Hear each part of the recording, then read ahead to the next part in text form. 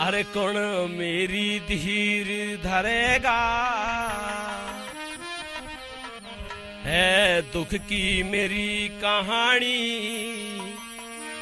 मन उन साधुन के आगे भर लिए वचन महारानी। ओ मन उन साधुन के आगे भर लिए वचन महारानी। मेरी धीर धरेगा, है दुख की मेरी कहानी। मन उन साधुन के आगे भर लिए वचन महारानी। मन उन साधुन के आगे भर लिए वचन महारानी।